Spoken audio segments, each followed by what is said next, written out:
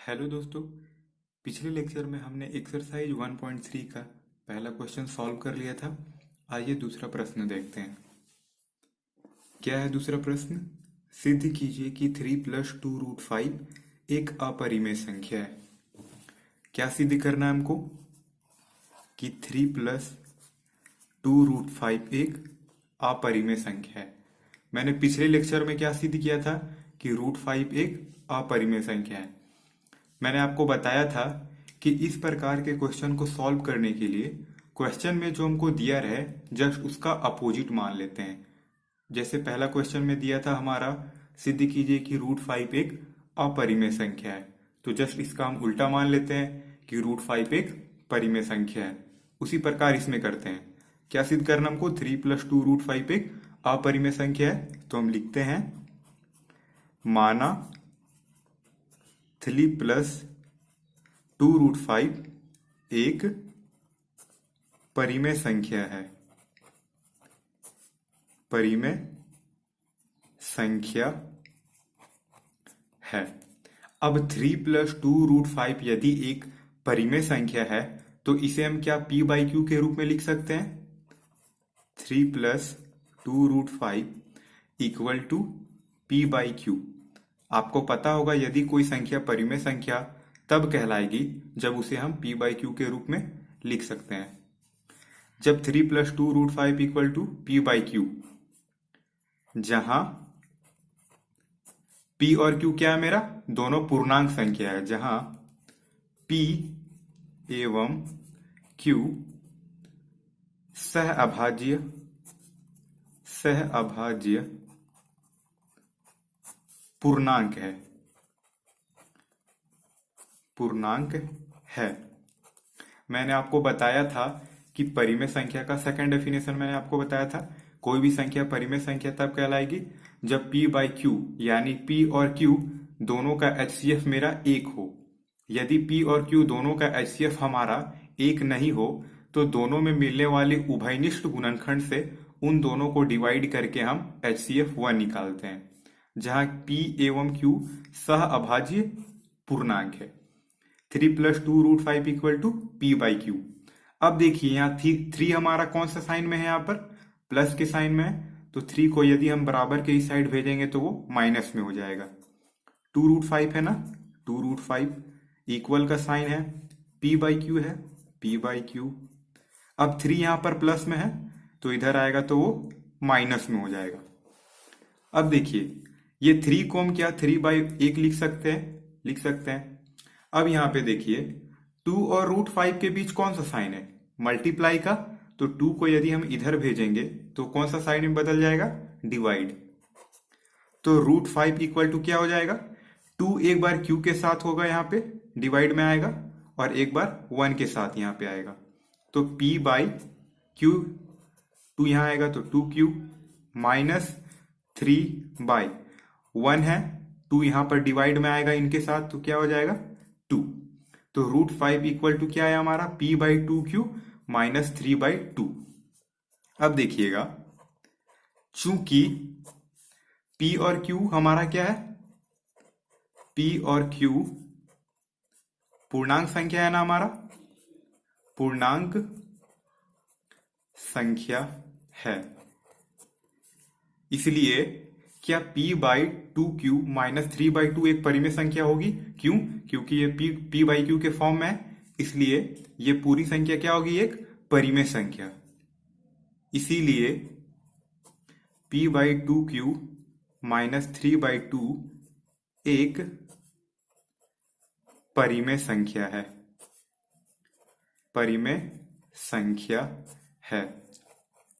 क्यों परिमेय संख्या है? चूंकि p और q हमारा एक पूर्णांक संख्या है, तो पूर्णांक संख्या और ये p/q के फॉर्म में है, इसलिए ये p/2q - 3/2 एक परिमेय संख्या हुई।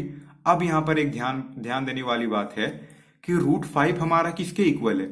p/2q - 3/2। और p/2q - 3/2 हमारा कैसी संख्या है? परिमेय संख्या है। यदि √5 इसके इक्वल है और ये संख्या परिमेय संख्या है तो क्या इसके अनुसार ये भी संख्या परिमेय संख्या कहलाएगी? तो इस मान्यता के अनुसार √5 भी हमारा कैसी संख्या हो जाएगी? एक परिमेय संख्या, अर्थात √5 एक परिमेय संख्या है। क्यों एक परिमेय संख्या, मैंने आपको बताया √5 इस संख्या के इक्वल है और ये संख्या हमारा परिमेय संख्या है। तो यदि ये दोनों के इक्वल है और ये परिमेय संख्या है तो ये भी हमारा परिमेय संख्या कहलाएगी, इसलिए √5 भी एक क्या हो गया हमारा परिमेय संख्या। परंतु हमको यह बात पता है कि √5 हमारी कैसी संख्या होती है, एक अपरिमेय संख्या। इसलिए लिखते हैं परंतु √5 एक अपरिमेय संख्या है, अपरिमेय संख्या है। अब देखिए इसके अनुसार क्या कह रहा था कि √5 मेरा कैसी संख्या है, परिमेय संख्या। परंतु हम पहले से जानते हैं कि √5 कैसी संख्या होती है, अपरिमेय संख्या। अब एक बात ध्यान दीजिएगा कि कोई भी अपरिमेय संख्या परिमेय संख्या के तो इक्वल नहीं हो सकती।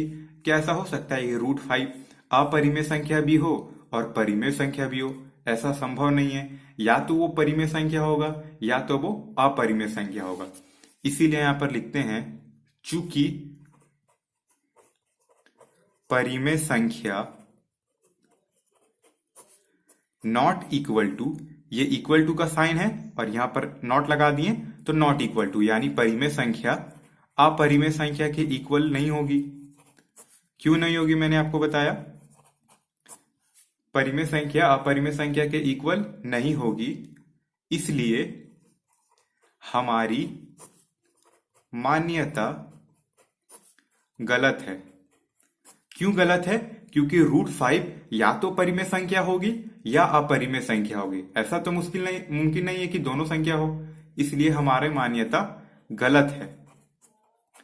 हमारी मान्यता गलत क्यों है, क्योंकि मैंने 3 + 2 √5 को क्या माना था, परिमेय संख्या, इसलिए हमारी मान्यता गलत आई है। अगर 3 + 2 √5 एक परिमेय संख्या नहीं होगी तो वो किस प्रकार की संख्या होगी, हमारा अपरिमेय संख्या। इसलिए लिखते हैं अतः 3 + 2 √5 एक अपरिमेय संख्या है, अपरिमेय संख्या है। यही हमको क्वेश्चन में प्रूव करना था, ये हमारा प्रूव हो गया। चलिए इस क्वेश्चन को एक बार फिर से देख लेते हैं। क्या हमको सॉल्व करने बोल रहा था, 3 + 2 √5 एक अपरिमेय संख्या है, तो मैंने इसका जस्ट अपोजिट माना 3 + 2 √5 एक अपरिमेय संख्या है। 3 + 2 √5 इक्वल टू p/q, जहां p एवं q सहअभाज्य पूर्णांक है। सहअभाज्य पूर्णांक यानी इन दोनों का HCF एक हो या इन दोनों में एक के अतिरिक्त कोई और उभयनिष्ठ गुणनखंड ना हो। तो यहाँ 3 + 2 √5, 3 यहाँ पर प्लस में था, इधर भेजे तो माइनस में हो गया। 2 और √5 के बीच मल्टीप्लाई का साइन था, 2 को इधर भेजे दोनों में डिवाइड हो गया। चूंकि p और q क्या है हमारा, p और q दोनों पूर्णांक है और p/q के फॉर्म में है, इसलिए p/2q - 3/2 ये पूरी संख्या हमारी एक अपरिमेय संख्या कहलाएगी। यदि √5 इस संख्या के इक्वल है और ये संख्या हमारा परिमेय संख्या है तो √5 भी इसके आधार पर कैसी संख्या होगी, परिमेय संख्या। परंतु हमको पहले से पता है कि √5 एक कैसी संख्या है, अपरिमेय संख्या। पर ऐसा तो मुमकिन नहीं है कि परिमेय संख्या इक्वल होगा अपरिमेय संख्या के, इसलिए हमारी मान्यता गलत है। अतः 3 + 2 √5 एक परिमेय संख्या, यही हमको क्वेश्चन में प्रूव करना था। अब दूसरा प्रश्न भी हमारा सॉल्व हो गया है। अब आते हैं हम तीसरा क्वेश्चन की तरफ। तीसरा क्वेश्चन क्या कहता है, सिद्ध कीजिए कि निम्नलिखित संख्याएं अपरिमेय है। यानी इसको भी हमको सॉल्व करना है कि 1/√2, 7√5 और 6 + √2 एक अपरिमेय संख्या है। तो सबसे पहले 1/√2 को देख लेते हैं हम। तीसरा का पहला 1/√2। सबसे पहले हम क्या करेंगे, इसका जस्ट अपोजिट मान लेंगे। माना 1/√2 एक परिमेय संख्या है, परिमेय संख्या है। यदि 1/√2 एक परिमेय संख्या है तो इसको हम p/q के फॉर्म में लिख सकते हैं, इक्वल टू p/q, जहां p एवं q दोनों कैसा पूर्णांक है, सह अभाज्य पूर्णांक है। यानी इन दोनों का एचसीएफ हमारा 1 है। तो 1/√2 equal to P by Q है। अब हम 1/√2 को रेशनलाइज करते हैं। रेशनलाइज क्या होता है, हमारा √2 यहाँ पे, तो √2 को ऊपर से मल्टीप्लाई करेंगे और √2 को नीचे से मल्टीप्लाई करेंगे। जैसे 1/√2 लिख लिए, एक बार √2 से ऊपर से मल्टीप्लाई करेंगे और एक बार नीचे √2 से मल्टीप्लाई करेंगे, equal to P by Q. अब 1 को √2 से मल्टीप्लाई करेंगे तो क्या आएगा, √2। अब √2 को उसी संख्या से मल्टीप्लाई करेंगे तो क्या आएगा, मैंने आपको पिछले लेक्चर में बताया था, यदि कोई रूट वाली संख्या को उसी रूट वाली संख्या से मल्टीप्लाई किया जाए तो रूट हमारा हट जाता है। तो 2 पी बाई क्यू है ना, पी बाई क्यू। अब देखिए 2 यहां पर डिवाइड में है तो इधर जाएगा तो मल्टीप्लाई में हो जाएगा। क्या हो जाएगा हमारा, √2 equal to 2p by Q है, तो क्यू क्या आया था हमारा, √2 equal to 2p by Q. देखिए यहां पर p और q क्या है, चूंकि p और q पूर्णांक संख्या है। यदि p और q कोई पूर्णांक संख्या हो और वो p बाई क्यू के फॉर्म में हो तो वो कैसी संख्या कहलाएगी, एक परिमेय संख्या। लिखते हैं इसीलिए 2p बाई क्यू एक परिमेय संख्या है। अब देखिए √2 इक्वल है 2p बाई क्यू के, और 2p बाई क्यू मेरा कैसी संख्या है, परिमेय संख्या। तो इस आधार पर √2 एक कैसी संख्या होगी, परिमेय संख्या। अर्थात √2 एक परिमेय संख्या है। क्यों परिमेय संख्या है, क्योंकि √2 2p बाई क्यू के इक्वल है और ये संख्या हमारी परिमेय संख्या है। तो इस आधार पर √2 भी एक मेरा कैसी संख्या होगी, परिमेय संख्या। अर्थात √2 एक परिमेय संख्या है। परंतु हमको पहले से मालूम है कि √2 कैसी संख्या होती है, एक अपरिमेय संख्या। लिखते हैं परंतु √2 एक अपरिमेय संख्या है, अपरिमेय संख्या है। अब उसकी मुमकिन नहीं है कि √2 एक परिमेय संख्या भी हो और एक अपरिमेय संख्या भी हो, या तो वो अपरिमेय संख्या होगी या तो परिमेय संख्या। इसलिए लिखते हैं चूंकि परिमेय संख्या नॉट इक्वल टू अपरिमेय संख्या, इसलिए हमारी मान्यता गलत है। हमारी मान्यता गलत क्यों है, क्योंकि √2 या तो परिमेय संख्या होगी या तो अपरिमेय संख्या। ऐसा मुमकिन नहीं है कि परिमेय संख्या और अपरिमेय संख्या दोनों इक्वल है। √2 एक परिमेय संख्या भी कहलाए या अपरिमेय संख्या, ऐसा मुमकिन तो नहीं है। इसलिए हमारी मान्यता गलत है। अतः 1/√2 एक अपरिमेय संख्या है।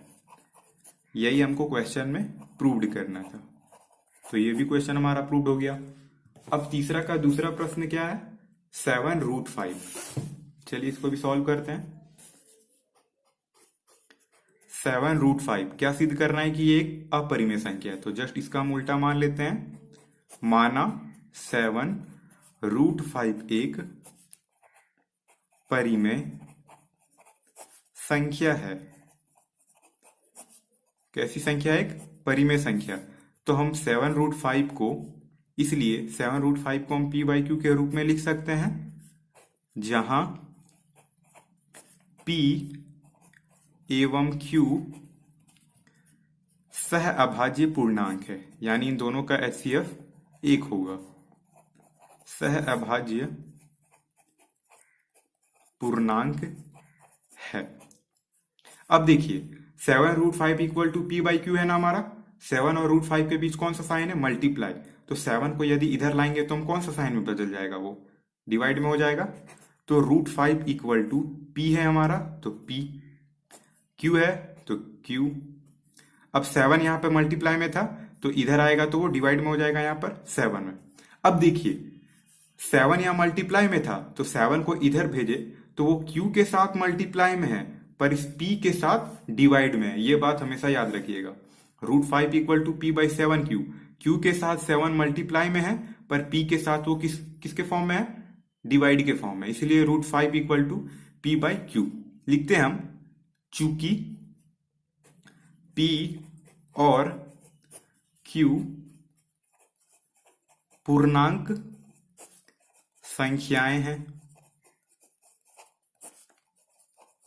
पूर्णांक संख्या है ना, सहभाज्य पूर्णांक, यानी P और Q कैसी संख्या है, पूर्णांक संख्या है और P बाई Q के फॉर्म में भी है, इसलिए P बाई 7Q हमारा कैसी संख्या हो जाएगी, परिमेय संख्या। इसलिए P बाई 7Q एक परिमेय संख्या है। क्यों है परिमेय संख्या, क्योंकि ये P बाई Q के फॉर्म में है, इसलिए P बाई 7Q एक परिमेय संख्या है। अब देखिए √5 इक्वल है हमारा P बाई 7Q के और ये एक हमारा परिमेय संख्या है, तो इस आधार पर √5 भी हमारा एक कैसी संख्या होगी, परिमेय संख्या। लिखते हैं अर्थात √5 एक परिमेय संख्या है। इस आधार पर √5 भी हमारा एक ऐसी संख्या होगी, परिमेय संख्या। परंतु हमको पहले से पता है कि √5 एक कैसी संख्या होती है, अपरिमेय संख्या। परंतु √5 एक अपरिमेय संख्या है।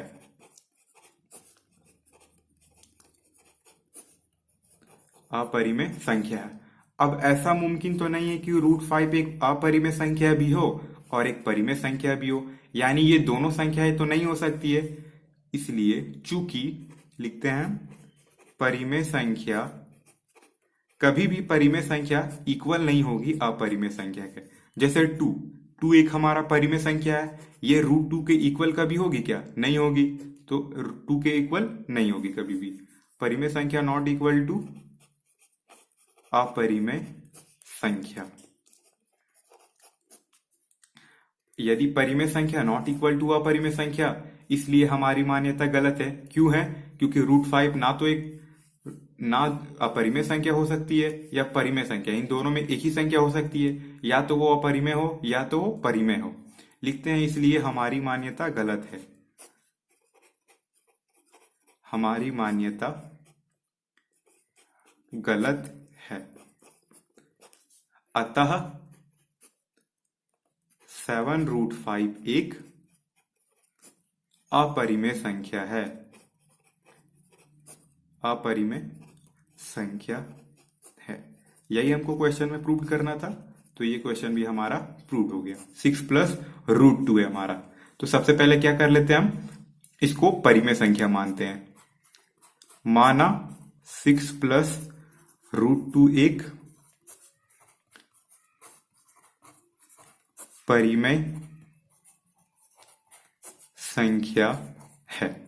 जब 6 प्लस √2 एक परिमेय संख्या है होगी तो उसे हम P बाई Q के रूप में लिख सकते हैं। 6 plus √2 equal to P by Q।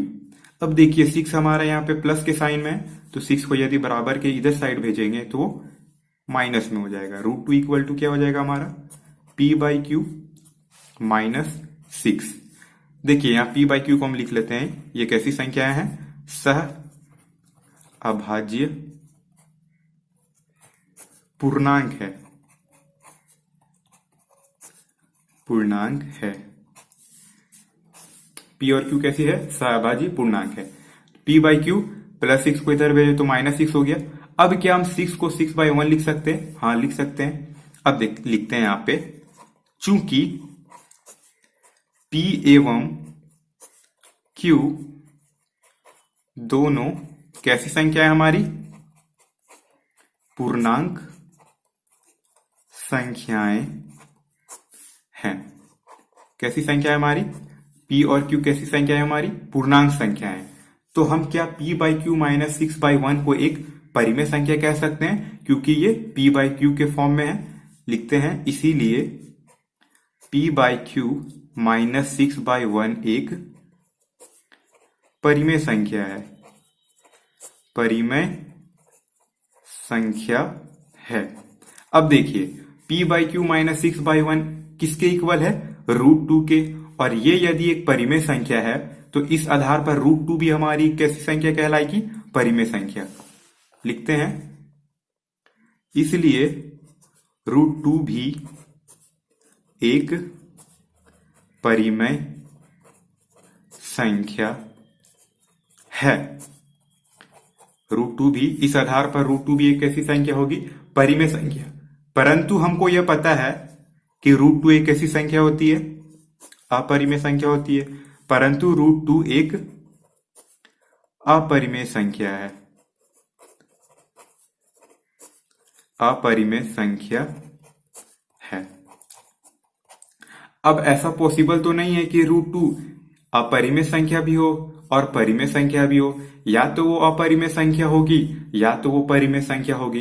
पर देखिए ऐसा मुमकिन तो नहीं है कि परिमेय संख्या भी कहलाए और अपरिमेय संख्या के। इसलिए लिखते हैं, चूंकि परिमेय संख्या नॉट इक्वल टू अपरिमेय संख्या, या तो परिमेय संख्या होगी या तो अपरिमेय संख्या होगी। ऐसा मुमकिन तो नहीं है कि दोनों संख्या हो। इसलिए परिमेय संख्या नॉट इक्वल टू अपरिमेय संख्या, इसलिए हमारी मान्यता गलत है। आपको पता चल गया होगा कि हमारी मान्यता गलत क्यों है। इसलिए हमारी मान्यता गलत है, अतः 6 + √2 एक अपरिमेय संख्या है, अपरिमेय संख्या है। यही हमको क्वेश्चन में प्रूव करना था कि 6 + √2 एक अपरिमेय संख्या होती है, सिद्ध करें। तो एक्सरसाइज 1.3 भी हमारा कंप्लीट हो गया है। वीडियो पसंद आए तो लाइक करें, सब्सक्राइब करें। मिलते हैं नेक्स्ट वीडियो में। Thank you.